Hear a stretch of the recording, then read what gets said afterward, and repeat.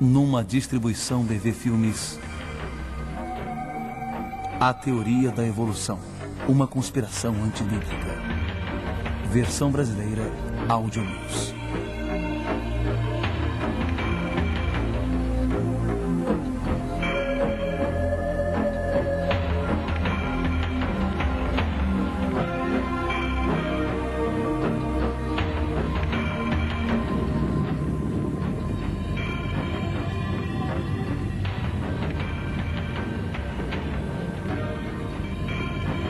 A controvertida pergunta de como a vida começou vem intrigando a humanidade há milhares de anos.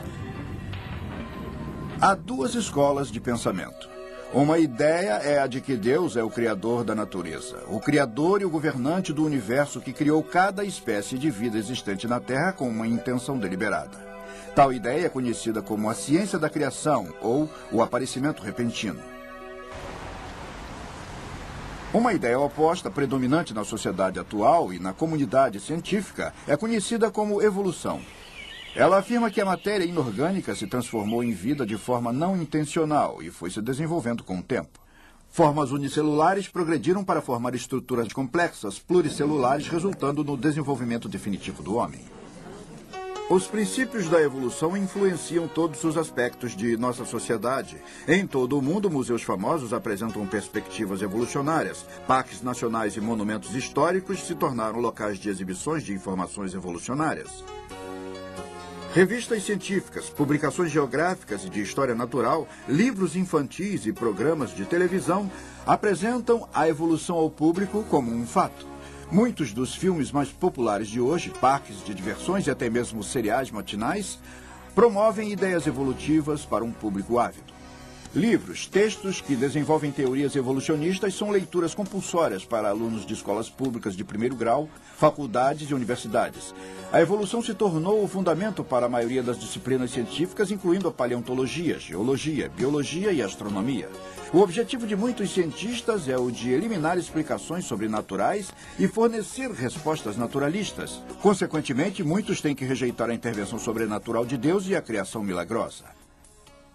Carol Matriciana, nascida e criada na Índia, é a autora de Deuses da Nova Era e coautora do livro A Conspiração da Evolução, um salto quântico para a nova era. Há alguns cientistas que acreditam num Deus criador. A maioria acredita na evolução física, o que quer dizer que as formas de vida se tornem mais complicadas com o tempo. Muitos desses cientistas descartam que exista qualquer evolução espiritual em processo. No entanto, há um número cada vez mais crescente deles que, persuadidos pelas ideias populares na atualidade, que seria o movimento da nova era, e que estão utilizando a ideia de evolução biológica como um trampolim para a evolução espiritual. Muitos profetizam um desenvolvimento alegando que o próximo estágio da evolução do homem será em termos espirituais. Um salto quântico da evolução biológica para uma emergência mística. Eu acho que o homem está se desenvolvendo para um estágio de maior percepção, maior consciência, de uma vibração maior. E acho que a melhor representação que temos do movimento do homem nessa direção é o que acontece no movimento da consciência, no movimento Nova Era. A evolução está ocorrendo o tempo todo. Muitas pessoas acreditam, e eu creio, que o propósito da vida seja crescer, e que crescemos o mais que podemos a cada vida. É claro que acreditamos na reencarnação. As ideias paralelas de reencarnação e de evolução sempre estiveram proximamente ligadas às crenças de muitas religiões pagãs existentes no mundo. Porém, em meados do século XIX, essa filosofia repentinamente passou a ter respeitabilidade científica através do mundo, através de um inglês, Charles Darwin, que ficou conhecido como o pai do evolucionismo. A maioria das opiniões da época se pautava no relato bíblico de um Deus criador que intencionalmente havia criado cada forma básica de planta e animal. Embora tivesse sido educado como cristão, Darwin se rebelou contra tal ideia e em suas teorias teceu uma maneira de formular o processo sem o Criador. Esta é a casa de Charles Darwin entre 1842 e 1882. Foi nesse escritório que Charles Darwin produziu seus grandes trabalhos. Ele costumava se sentar nessa poltrona e foi aqui que ele escreveu o seu famoso livro sobre a origem das espécies. publicado em 1859. Charles Darwin é um gigante dentre os homens e no mundo moderno, porque ele desenvolveu a teoria da evolução, que transformou o mundo científico. A teoria da evolução sobre a descendência natural foi desenvolvida bem antes da época de Darwin. O que Darwin fez foi fornecer uma explicação racional de como pode ter acontecido, tão racionalmente elaborada que muitas pessoas pensaram, por que eu não pensei nisso? Muitas pessoas se sentiram à vontade. No que se refere a Darwin, ele se tornou um herói. Ele forneceu a explicação que elas buscavam. A ciência moderna nasceu quando, em 1620, Lord Bacon escreveu Novum Organum. Entre 1620 e 1860, a maioria dos cientistas acreditava no Criador e na criação do homem. Hoje em dia, poucos cientistas acreditam na criação ou no Criador. O que aconteceu? Quem são alguns dos modificadores da mente moderna? Eu estou aqui ao lado de Thomas Huxley, no Museu de História Natural. Ele foi chamado de o Bulldog de Darwin, porque ele pegou a teoria de Darwin e fez uma apresentação substancial da mesma. Huxley acreditava que podemos explicar tudo na natureza independentemente do Criador através de simples leis naturais. Nós temos que lembrar que, afinal, o criacionismo era aquilo em que todos nós acreditávamos há poucos anos e o criacionismo foi destituído na comunidade científica pelo pensamento evolucionista. Acontece que o pensamento de Darwin foi considerado como blasfêmia pelo cidadão comum na Inglaterra naquela época. Karl Marx, ateu e criador do comunismo, ficou encantado em encontrar um racionalismo científico na teoria da evolução que ele alega ter dado validade à sua nova filosofia. Marx admirava Darwin e os dois se comunicavam através de correspondência. Em agradecimento, Marx até tentou dedicar sua grande obra, a Teia, o Capital, a Darwin. Havia comentários na época, e Karl Marx era um deles, que viam a teoria de Darwin fornecendo credibilidade científica ao que previamente era uma mera filosofia. A filosofia do socialismo, a filosofia do comunismo, todas se tornaram cientificamente acreditadas com a teoria de Darwin. Roger Oakland é um ex-evolucionista, professor de biologia e coautor do livro A Conspiração da Evolução, um salto quântico para a nova era. Quando o comunismo tomou conta da província de Yulin, na China, a população inteira foi forçada a assistir aulas de propaganda comunista. A primeira lição não era dada com palavras de sabedoria de Lenin ou de Stalin, mas um curso básico sobre a evolução darwiniana. Quando um de meus ex-alunos abraçou o comunismo e foi levado a Moscou para treinamento, o que acha que lhe ensinaram? Lenin, Marx? Não.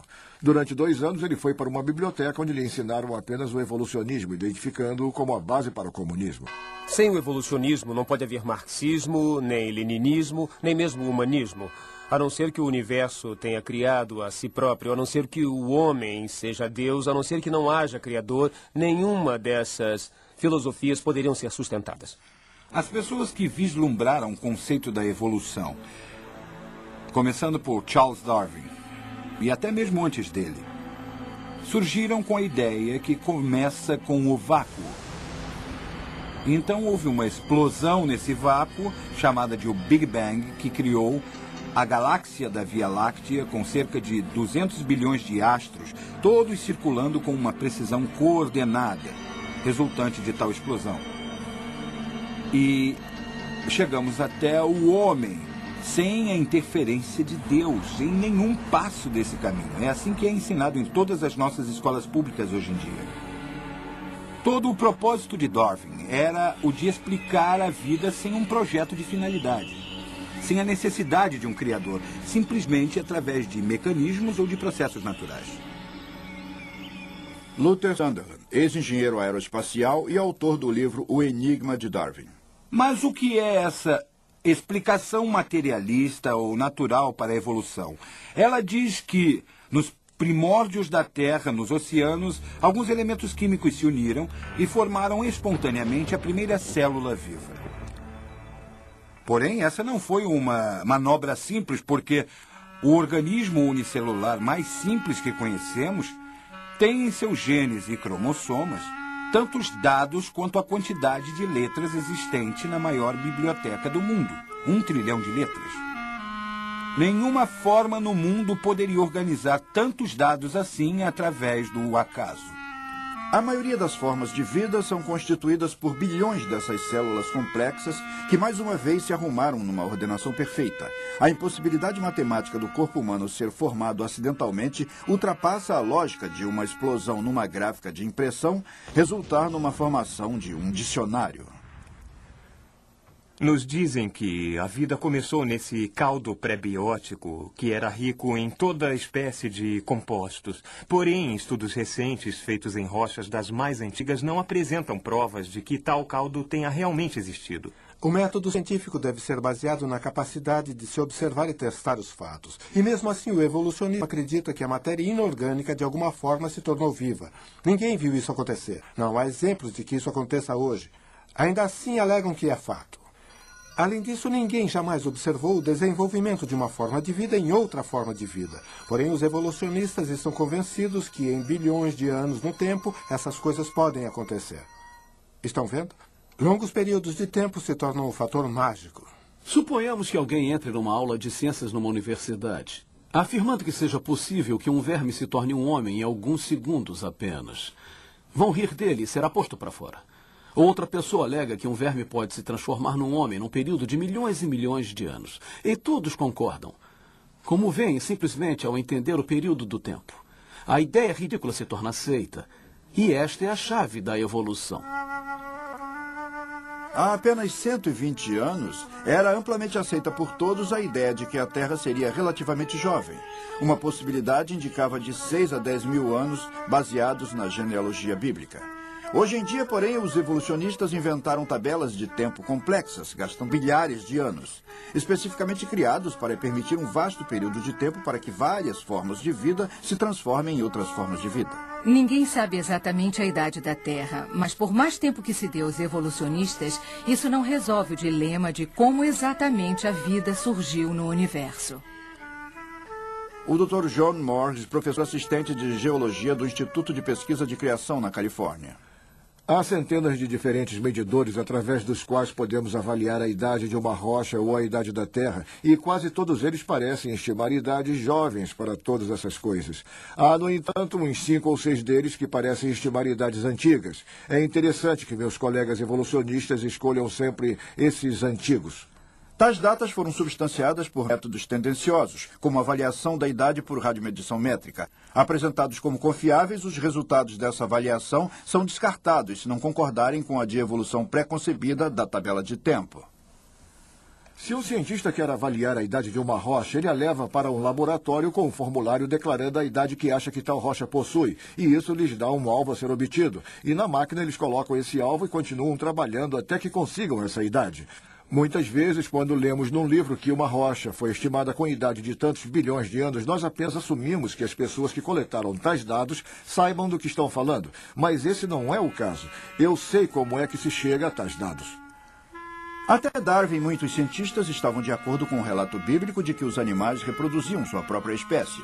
Porém, à medida que a perspectiva evolucionista teve mais aceitação, os cientistas foram pressionados a provar a hipótese de Darwin e explicar como as formas de vida possam ter se transformado de uma forma de vida para outra. Agora nos dizem que a evolução acontece em virtude de danos causados por influências externas, tais como raios cósmicos, que faz com que as células cometam erros e chamam isso de mutação. E gradualmente um organismo irá se transformando num outro organismo, desde os unicelulares a invertebrados, como os moluscos e estrelas do mar, então os peixes vertebrados, os anfíbios, os répteis, as aves, os mamíferos e finalmente o homem. E cá estamos nós agora, o produto de bilhões de erros. Os cientistas sabem que o código genético evita que uma forma de vida se transforme em outra. Então eles especulam que mutações ou danos ao DNA devam ser responsáveis pelos processos evolutivos. Eles acreditam nisso, apesar das provas observáveis de que nenhuma das espécies tenha sido resultante de uma mutação. A mutação é sempre nociva. Pode haver pequenas adaptações numa determinada espécie, mas de nenhuma forma há possibilidade de transformação de um animal em outro. Se a evolução tivesse realmente acontecido, deveríamos ser capazes de ver as provas disso em registros antigos. Afinal, é o registro do passado. Porém, se olharmos com atenção os registros do passado, veremos que não há registro algum de um animal que tenha se transformado em outro. Não há formas de transição. Um de meus orientadores está trabalhando no campo da paleontologia e ele vem trabalhando na distribuição e registro de fósseis e ele afirma que não foram encontradas formas intraespecíficas de transição, algo que o modelo da criação, obviamente, iria prever e pôde prever muito tempo antes de que essa pesquisa tivesse sido feita. Nós devíamos ver gatos, cães, devíamos ver cães e catos, devíamos ver a transição e não devíamos apenas vê-los como vemos agora. Mas isso não é impedimento para meus colegas evolucionistas. Eles argumentam que o registro histórico está repleto dessas formas transicionais. Há inúmeras formas transicionais. Realmente não há problemas em encontrar formas de transição. É realmente falso afirmar que não existam formas de transição. Há muitas formas de transição, mais até do que às vezes possamos lidar. Temos tantas formas de transição dentre os peixes que às vezes temos que recorrer à análise estatística para separar uma forma de outra. Então a afirmação de que não existem intermediários é simplesmente uma afirmação falsa. Durante a entrevista, vários desses proeminentes cientistas se contradisseram ao admitir que formas transitórias não foram encontradas e prosseguiram fornecendo desculpas para a falta de provas. O problema com as formas de transição é um problema que todos os paleontólogos honestos têm. O registro arqueológico é incompleto. É incompleto por causa da erosão que corrói as amostras. Uma das coisas que também dificultam um pouco mais o registro de fósseis é o período de fração decimal da evolução. Na verdade, é um breve período, não deixando muitas formas transitórias para trás. Vamos ao Museu Britânico de História Natural falar com o homem que escreveu o livro sobre evolucionismo, Dr. Colin Patterson. Eu escrevi ao Dr. Patterson perguntando por que ele não havia colocado uma única ilustração de alguma forma intermediária ou duelo de ligação em seu livro sobre evolução. Dr. Patterson, que agora tem cerca de 7 milhões de fósseis em seu museu, disse o seguinte ao responder à minha carta. Eu concordo inteiramente com seus comentários relativos à falta de ilustração de formas de evolução transitórias em meu livro. Se eu soubesse de algum fóssil ou de alguma forma viva, eu certamente teria incluído no mesmo. E adiante ele diz, e eu afirmo que não existe um só de tais fósseis através do qual alguém possa criar um argumento definitivo. Desde tempos de Darwin, os evolucionistas têm buscado constantemente provas vitais contendo fósseis para fundamentar a ideia de que as formas de vida tenham se desenvolvido. Até mesmo Darwin admitiu que especulação sem valor, sem a validação através de uma prova de fóssil do período de transição. Colaborando com os evolucionistas, companhias de petróleo escavaram poços através do mundo, examinando camadas da Terra a profundidades que atingiam 8 quilômetros.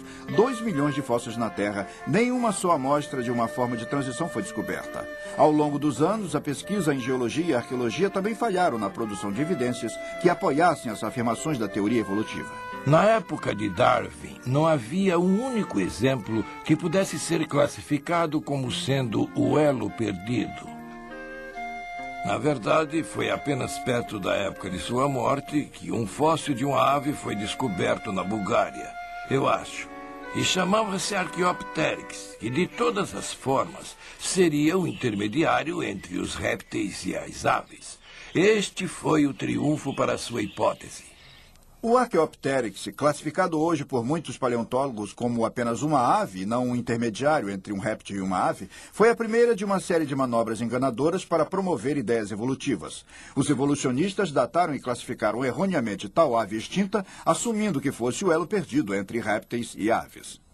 O melhor exemplo de uma forma de transição que os evolucionistas fornecem é o Archaeopteryx, supostamente o elo perdido entre os répteis e as aves. Recentemente, outra ave foi encontrada pelos evolucionistas com a determinação de que seria 75 milhões de anos mais antiga do que o Archaeopteryx. Portanto, ele não poderia ser o ancestral das aves. Os evolucionistas não têm ideia de como os répteis evoluíram para as aves. Eles não têm nenhuma espécie de transição.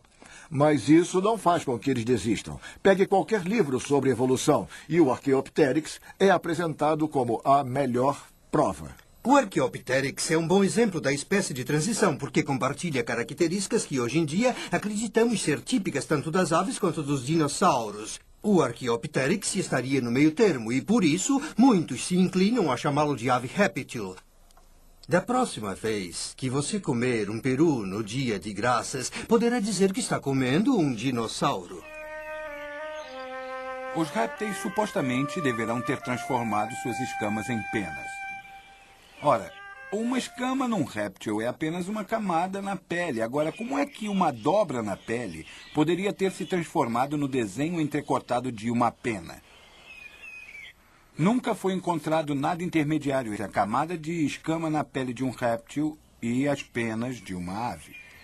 As patas dianteiras de um animal que servem para andar e para trepar gradualmente teriam que se transformar em asas. Nós jamais encontramos em fósseis algo que apresentasse essa estrutura intermediária.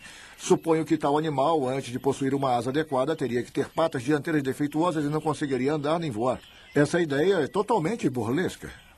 Por não existir nenhum fóssil que comprove as hipóteses evolucionistas, duvidosos desenhos artísticos são aceitos e exibidos como fatos. Interpretações artísticas enganosas que colocam nos peixes pernas que surgem por magia, transformando-os em anfíbios. Animais extintos parecidos com cervos são misteriosamente transformados em cavalos, e os macacos se tornam humanos. Como os esqueletos de transição não existentes são necessários para provar a evolução, engenhosos artífices preenchem a lacuna com modelos de plástico e de madeira. Eu me preocupo bastante com a maneira com que nossos museus apresentam a evolução como se fosse um fato comprovado. E, na verdade, falsas informações estão sendo apresentadas, já que os museus, não possuindo as formas de transição, eles têm que criá-las do nada.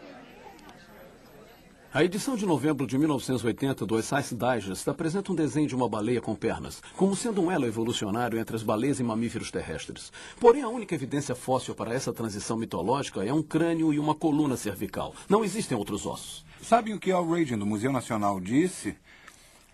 Você só está limitado pela credulidade de sua plateia e sua própria imaginação para criar essas histórias de inventar o que mutou de quê para quê e quais foram as espécies intermediárias. Quando eles têm que apresentar provas de que a evolução realmente aconteceu, os evolucionistas frequentemente apresentam pequenas mudanças em seres vivos, tais como insetos que se tornam resistentes ao DDT ou a insetos que mudam de cor.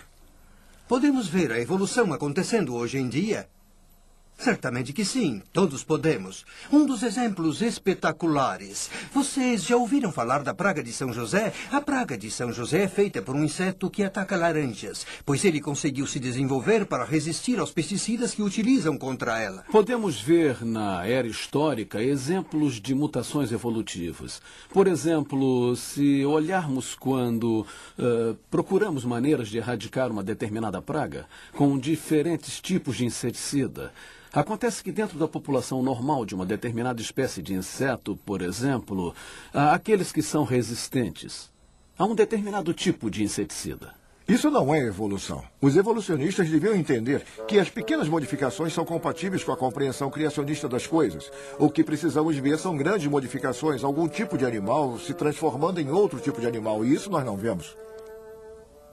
Se estamos falando sobre presenciar a evolução hoje em dia, em ver uma espécie se transformar em outra espécie, isso não irá acontecer. Embora devam existir, dentro de uma perspectiva evolutiva, muitas formas de transição pelo mundo, a probabilidade de encontrar qualquer uma delas é extremamente pequena.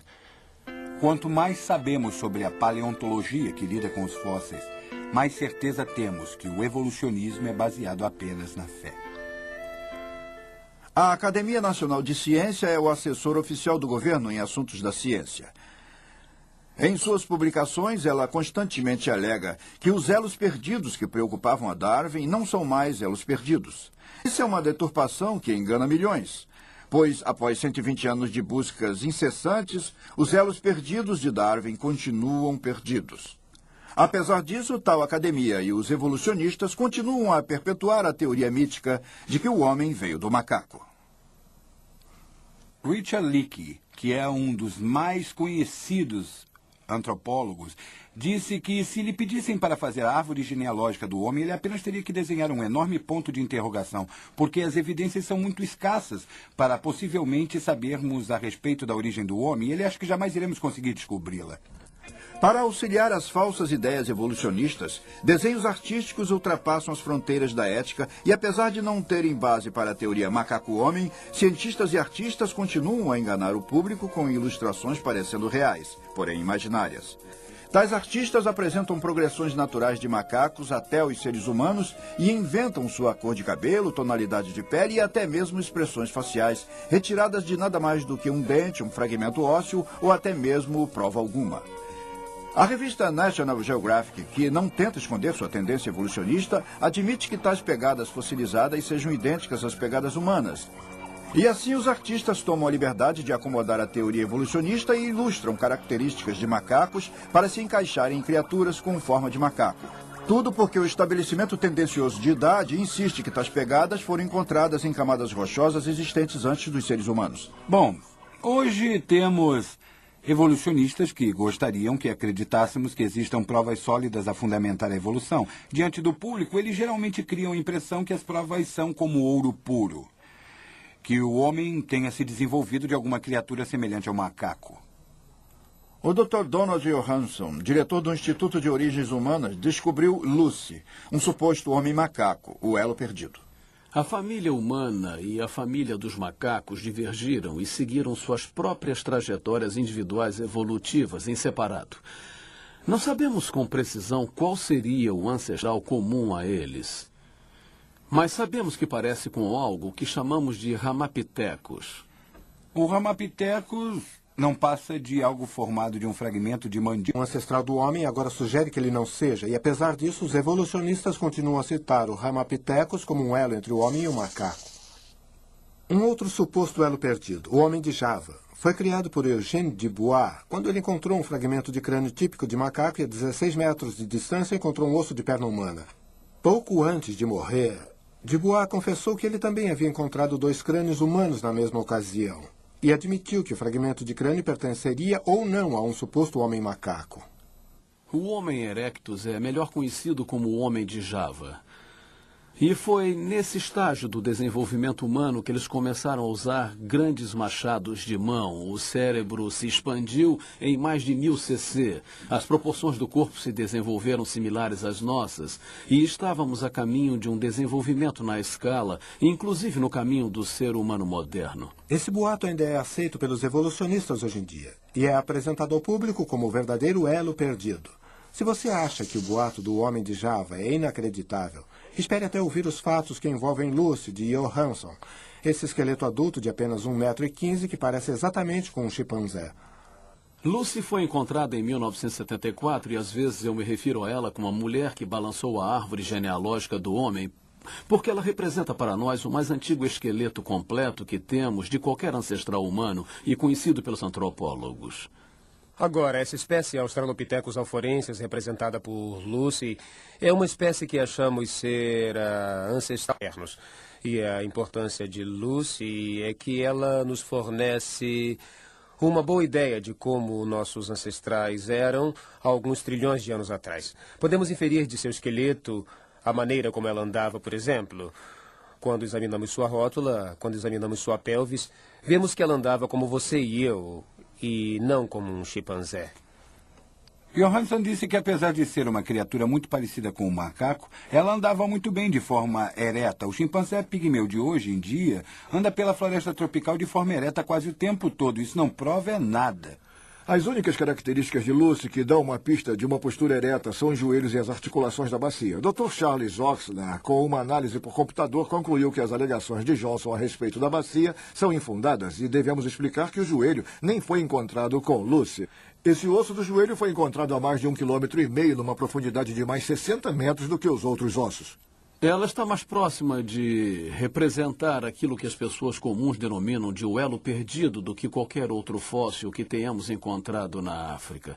Então ela tem uma importância extraordinária em termos da compreensão das fases bastante antigas da evolução humana. Richard Leakey e outros agora alegam que, por sua postura, Lucy é um mosaico de 2 ou mais espécies. Isso não é engraçado. O que é engraçado é que eles afirmam que o criacionismo não é científico. O próximo na escala é o homem Piltdown. É o caso onde um crânio humano foi colocado juntamente com uma mandíbula de orangotango para que a mandíbula pudesse parecer de alguma forma humana. Os dentes eram em serra. Acabou sendo pura fraude. O homem de Piltdown foi uma fraude proposital e enganou os maiores evolucionistas do mundo simplesmente porque eles queriam acreditar muito que houvesse alguma prova para a teoria da evolução. O homem de Neandertal foi originalmente encontrado no Vale de Neandertal, na Alemanha. Essas criaturas, quase todas elas parecem bem modernas, porém algumas delas, umas 2 ou 3, tinham uma artrite. Eles haviam reclassificado os Neandertal de uma espécie separada e os tinham colocado no caso de como um porco fez com que um evolucionista fizesse papel de símio. Eu acho que o homem sempre foi o homem. A evidência científica demonstra isso e, portanto, é bastante consistente com o relato da criação, como é apresentado no livro do Gênesis. Nos bastidores e, ocasionalmente, quando fala de maneira bastante discreta, o evolucionista afirma que realmente não há provas de que o homem tenha se desenvolvido a partir do macaco.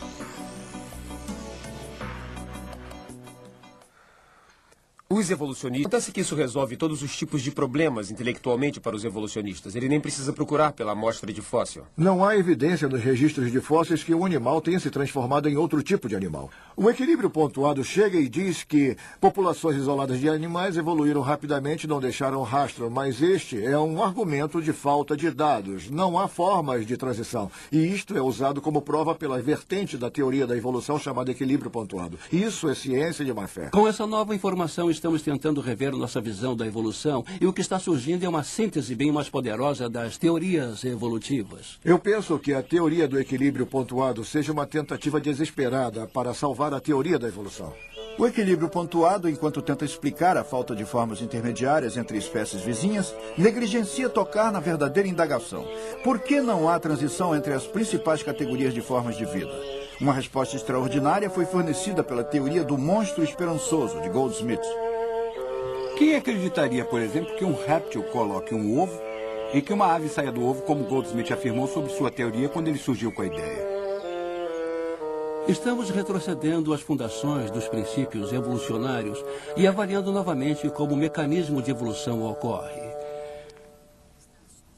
Infelizmente, eu acho que um certo número de pessoas que não pertencem ao campo da ciência, mas que lidam com a evolução, interpretam isso como uma forma de lançar dúvidas sobre o que chamo de fato da evolução. O que isso nos diz é que os evolucionistas estão com medo. Parece que quase todo o novo desenvolvimento na ciência está convergindo para destruir a evolução. Quer estejamos falando sobre novas descobertas em astronomia, ou em paleontologia, ou em biologia, isso é verdade. Eu, de repente, me dei conta de que há poucas provas para a teoria da evolução. E, apesar disso, eu a havia aceito como verdadeira desde uma idade bem jovem.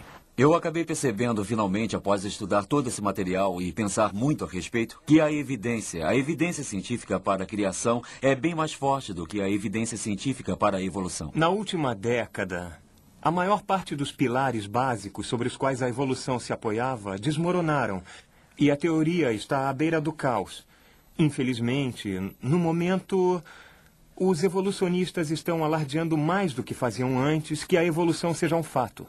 Bem, é minha opinião pessoal que a evolução seja um fato consumado. A evolução, não tenho dúvidas de que ela tenha acontecido. O registro geológico não pode ser explicado de nenhuma outra forma, a não ser através do processo evolutivo. Muitas vezes ouvirão a afirmação de que a evolução é um fato, mas um cientista deve saber que não pode fazer uma afirmação dessas. Se a evolução algum dia ocorreu, não foi observada, está fora do âmbito da ciência, inacessível ao cientista e ao método científico. Muitos evolucionistas surgem com teorias muito bizarras. Parece que eles reconhecem que a evolução não faz sentido em termos científicos. E parece que são forçados a surgir com essas ideias incrivelmente imaginativas. Por exemplo, alguns agora reconhecem que a geração espontânea da vida, da ausência da vida, é cientificamente impossível. E então o que fazem? A atribuem a um criador? Não. Eles alegam que a vida veio do espaço. Eles podem crer nisso, mas não podem chamar isso de ciência e nem ensinar isso nas escolas como sendo ciência. Evolução é simplesmente um método de fabricar histórias, no lugar de verdadeiros dados científicos. A ciência era a busca da verdade. Hoje em dia parece ter deteriorado em busca de uma história passível de ser acreditada. O cientista que conseguir inventar a história mais plausível e conseguir que ela seja publicada ou consiga que a mídia fale a respeito dela é o que se torna famoso. Eu posso dizer que, como cientista, eu não vejo nenhuma evidência de que a evolução tenha ocorrido ou que esteja ocorrendo hoje em dia. Um cientista com quem mantive contato disse que mesmo que a evolução não seja verdade, não poderá mais ser redirecionada, pois já foi longe demais. Milhões de livros-texto teriam de ser reimpressos. Os museus por todo o mundo teriam que descartar suas exposições. A sociedade jamais confiaria na ciência de novo. Em julho de 1925, o julgamento do século teve lugar em Dayton, Tennessee. Pela primeira vez na história educacional desse país, o conceito de criador foi desafiado. Esse foi o grande ponto de mudança. Até 1925, todas as aulas de ciências falavam sobre criação. Hoje em dia, tudo que se fala a respeito nas aulas de ciências é sobre evolucionismo. John Scopes, um professor de escola, foi considerado culpado por violar a lei do Tennessee que proibia o ensino da evolução humana. Menos de 10 anos mais tarde, em 1933, o Manifesto Humanista foi assinado por um pequeno, mas poderoso grupo de pessoas que se apresentava como uma religião não lucrativa. A religião deles era o humanismo e ela foi impulsionada através do sistema educacional por seu fiel seguidor John Dewey, um socialista e o primeiro presidente da Associação Humanista Americana. Hoje em dia, as escolas públicas oferecem seminários sobre a religião humanista de Dewey e sua doutrina do desenvolvimento evolucionista dominou o sistema educacional. Hoje em dia, nós temos religião sendo ensinada em nossas escolas públicas. Os princípios fundamentais do humanismo, por exemplo, conforme apresentado no Manifesto Humanista. Princípio número 1. Os religiosos humanistas consideram o universo como existente em si. Ele não foi criado. Princípio número 2. O homem é o produto de um longo processo natural, que é a evolução. Poucas pessoas originalmente tiveram controle sobre o sistema educacional desta terra. Uma das coisas que era imperativa que eles utilizassem em seu programa era o evolucionismo. A maioria das pessoas não acredita que a evolução tenha acontecido. O fato de que a maioria dos cientistas acredite, ou que praticamente todos os cientistas acreditem, não é algo isolado. Porque, na verdade, nós gostaríamos que as ideias fossem passadas para nossos alunos. Acontece que todo cristão na América ainda não se deu conta de que o imposto que ele paga o salário dos professores, paga os livros-texto e ainda assim a maioria dos pais não dizem uma palavra sobre qualquer coisa que acontece naquela sala de aula que os incomode. Não é possível pensar que os pais permitam uma doutrinação ímpia sobre o evolucionismo. Milhares de crianças são levadas a nossos museus diariamente de ônibus, em passeios patrocinados pela escola, onde recebem cursos sobre o evolucionismo. E da mesma forma que na União Soviética, essa religião de ateísmo é apresentada como um fato, sem que pontos de vista alternativos tenham permissão para serem expressos. O advogado Wendell Berger defendeu uma causa para uma apresentação equilibrada entre a ciência da criação e o evolucionismo na Suprema Corte Americana. Ele é o autor do livro A Origem, Revista das Espécies. Para mim, a principal questão é a liberdade acadêmica. Porque ninguém está querendo excluir o evolucionismo das escolas públicas enquanto ensinam a teoria da criação. Eles, ao invés disso, os evolucionistas tentam excluir as alternativas. Enquanto, em geral, pregam o ensino exclusivo do evolucionismo. Acho que o criacionismo deveria ser ensinado na escola simplesmente porque todas as boas ideias devem ser ensinadas. Eu acho que não devemos ter medo das ideias, quer sejamos contra elas ou sejamos a favor delas. Mas acho que todos devem ter acesso a ambos os lados da questão. 86% do público americano acha que a teoria da evolução deveria ser ensinada em conjunto com a teoria científica da criação, de acordo com uma pesquisa da AP, noticiário da NBC, por todo o país. Eu acho que o criacionismo deveria ser ensinado na escola, porque ele é uma parte do que somos e acho que deveria ser ensinado com a mente aberta, sem uma entonação religiosa. Os advogados por todo o país, mais de 2 contra 1, concordam que seja constitucional ensinar a teoria da criação juntamente com a teoria da evolução. E os advogados acreditam que ambas deveriam ser ensinadas em escolas públicas. O criacionismo deveria ser ensinado em nossas escolas. Tempo igual deveria ser dado para a evolução e para a criação. 42,3% dos professores de biologia acreditam no ensinamento da teoria da criação, juntamente com a teoria da evolução. E o mesmo é verdadeiro para membros do Conselho de Escolas, 2/3 de acordo com uma pesquisa do Jornal de Conselhos de Escolas. Acontece que, apesar de toda a fumaça, a grande maioria do público americano acha que é injusto ensinar apenas a teoria da evolução. Não mais de 6% quiseram que apenas o evolucionismo fosse ensinado. Porém, há esse total, essa dominação e controle na comunidade científica de que ainda estejamos levados por esses 6% de pessoas nessa Terra que acreditem que não haja Deus e acredite que o universo tenha se criado espontaneamente. Acho que não há respostas e que ainda não podem provar o passado. Então, ambas as ideias devem ser ensinadas. A única abordagem justa é deixar que as crianças tenham todos os lados da informação científica e decidam por elas mesmas. Se alguma outra teoria sobre o surgimento das formas de vida deva ser ensinado nas escolas, eu não acho que deva ser o criacionismo, porque o criacionismo é uma doutrina religiosa levemente disfarçada, que não tem lugar na separação entre Estado e Igreja. A principal questão, sempre levantada em oposição a isso, é que ensinar todas as evidências científicas sobre o assunto da origem da vida incorreria na violação da separação Estado e Igreja, ao ensinar teorias que não venham a apoiar a evolução. As pessoas deveriam simplesmente ser capazes de ouvir a verdade. Um fato é um fato. Ele não é descartado somente porque concorda com a Bíblia. Isso não o torna religioso. Ensinar uma teoria da criação é constitucional, porque a Constituição foi escrita no contexto da Declaração de Independência, que se refere à criação e até mesmo a um criador. Em resposta à manifestação pública a favor da apresentação da ciência da criação ao lado da evolução, Louisiana e Arkansas foram os primeiros estados a criar leis exigindo um tratamento equilibrado para ambas as teorias. Foi acordado que apenas dados científicos, sem a doutrina religiosa, fossem apresentados em sala de aula. Um legislador da Louisiana, em 1981, criou uma lei onde deveria haver um tratamento equilibrado da ciência da criação e da evolução. A lei também define o que é a evolução. Define o que é a ciência da criação, evidências científicas que apoiam a criação. Imediatamente, um litígio acirrado foi iniciado por uma poderosa organização que é permanentemente direcionada contra princípios tradicionais judaico-cristãos. A influente ACLU, ou União de Direitos Civis Americana, com um quadro de mais de 500 advogados ativos, investiu uma enorme soma em dinheiro e obteve sucesso em protestar contra a lei. Um dos maiores problemas que temos com a ACLU é que eles são extremamente bem subsidiados. Eles recebem milhões e milhões de dólares de grandes fundações e de pessoas muito ricas de toda a América. Foi isso que fizeram conosco. Eles nos ataram no tribunal em Louisiana.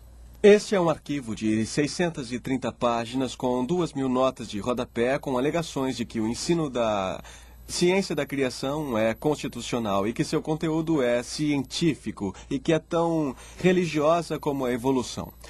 O juiz do Tribunal Distrital dos Estados Unidos entrou com uma ação sumária contra nós, apesar disso, afirmando que a ciência da criação envolve um sentido de ideia de criação que implica num criador, o que seria inerentemente religioso. A ACLU conseguiu convencer a Suprema Corte de que a ciência da criação era fundamentalmente religiosa. A Corte violou a Constituição ao redefinir a intenção do autor da primeira emenda, que é contra o favorecimento de uma religião sobre a outra. Apesar de avassaladoras evidências científicas apoiando a ciência da criação, a Corte decidiu que o criacionismo não deve ter uma posição obrigatória em escolas públicas, mas que poderá ser ensinado ao lado da evolução a critério do professor. O jornalismo irresponsável e caluniador rotulou o caso de religião contra a ciência e, de forma convincente, influenciou que a ciência da criação havia sido banida das escolas. A Suprema Corte Americana não disse que o ensino da ciência da criação seja inconstitucional e reafirma o direito dos professores de ensinarem todas as evidências científicas sobre o assunto das origens, seja uma ameaça à ciência. Eu gostaria de mencionar várias organizações que hoje em dia ativamente tentam impedir que tal teoria seja ensinada em escolas públicas. Comitês de Correspondência, o Povo pela Maneira Americana de Ser, a Associação Humanista Americana, a União Americana de Direitos Civis, a Associação Americana para o Progresso da Ciência, a Academia Nacional de Ciências, a Associação Nacional de Educação, a Associação Nacional de Professores de Biologia e o Estudo Curricular de Ciências Biológicas.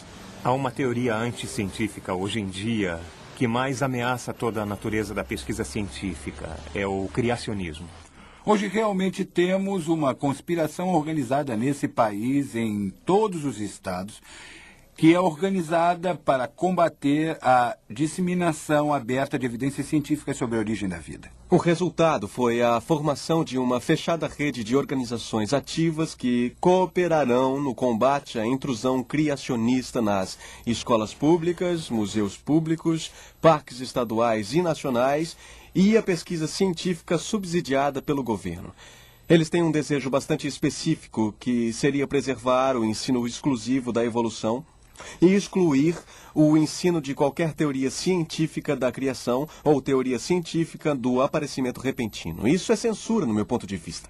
Temos hoje, de forma inquestionável, o pior caso de censura.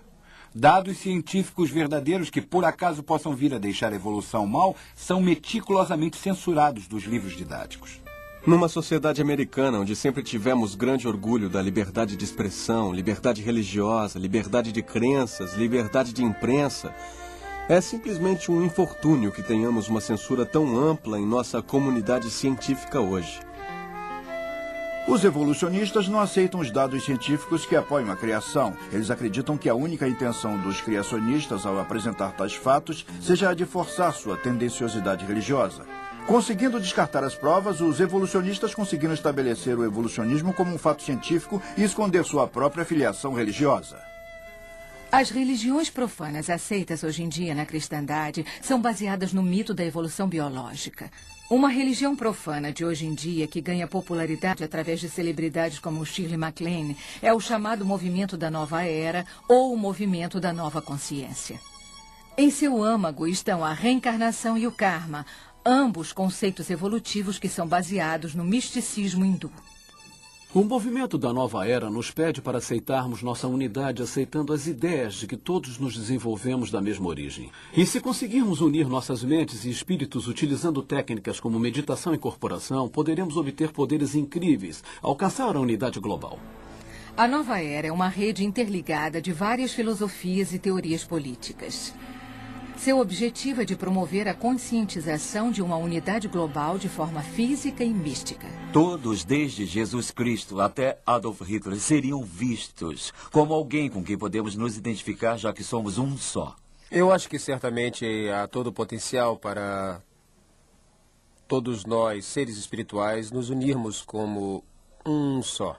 Acho que conseguimos dominar a evolução do corpo físico. Dominamos a evolução da mente ou estamos caminhando nesta direção. E chegamos a um tempo onde estamos utilizando esse corpo aperfeiçoado, quase aperfeiçoado, essa mente aberta e aperfeiçoada para ter acesso à verdadeira perfeição do universo, que é a dimensão espiritual.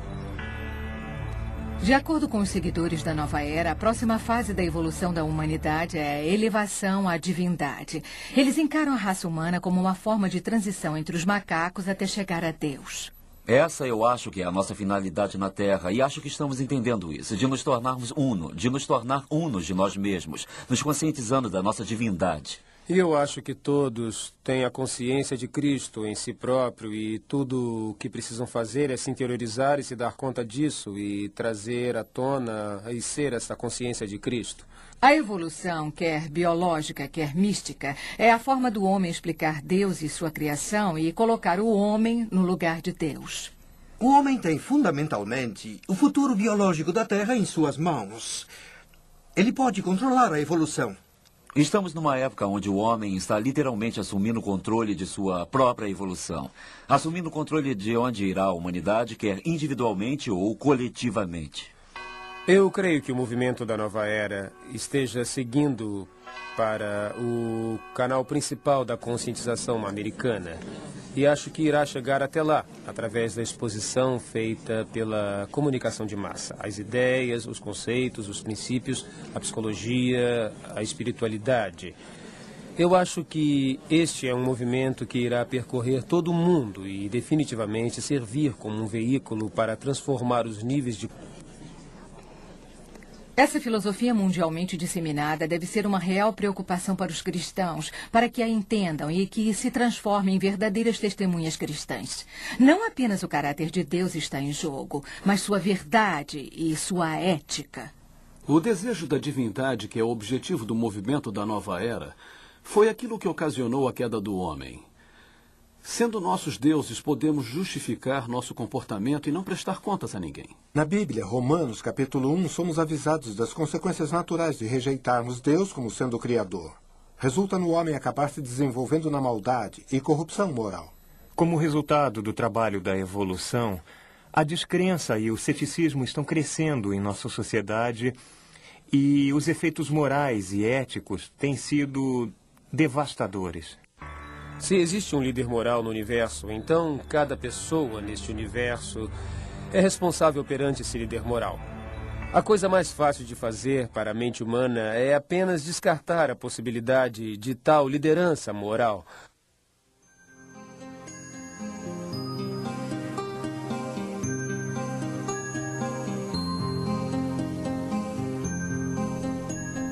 Adolf Hitler utilizou a teoria darwiniana da seleção natural, da sobrevivência do mais apto, para se livrar do que ele considerava a cepa inferior da humanidade. Ele brutalmente torturou e matou 12 milhões de pessoas, 6 milhões de judeus e 6 milhões de não-judeus. De fato, estamos fazendo a mesma coisa hoje com o aborto, a eutanásia e o infanticídio, livrando-nos daqueles que consideramos como seres não desejados. Desde 1973, apenas nos Estados Unidos, quase 25 milhões de seres humanos não chegaram a nascer, tendo sido mortos pelo aborto, o que corresponde a um bebê a cada 20 segundos. Se negarmos que o homem foi criado à imagem e semelhança de Deus, perdemos então a dignidade e o propósito da vida. Se concordarmos com as premissas evolucionistas de que não sejamos mais do que animais em desenvolvimento, então a humanidade perde todas as perspectivas morais. As pessoas não querem assumir responsabilidade por seus atos. Não querem que Deus os vigie. A evolução não passa de um caminho de laboratório que alguém segue para fugir de Deus. Eu parei de fugir e entreguei meu coração a Jesus Cristo. E os fatos científicos com os quais vinha me debatendo se encaixaram. Podemos escolher buscar as respostas na evolução ou podemos escolher considerar uma alternativa. Apenas olhem para a vastidão do universo, com suas galáxias, sistemas solares, os planetas, todos circulando com absoluta precisão. Há mais estrelas do que grãos de areia em todo o mundo. Pensem na complexidade da vida, a complexidade do olho, do ouvido, do coração ou mesmo do cérebro humano. Seria lógico assumir que isso ocorre por simples acaso? Ou será que existe um maravilhoso Criador que planejou tudo isso? A Bíblia diz que o homem não tem desculpas, porque à sua volta ele pode ver através das evidências da natureza o maravilhoso trabalho de um Deus Criador.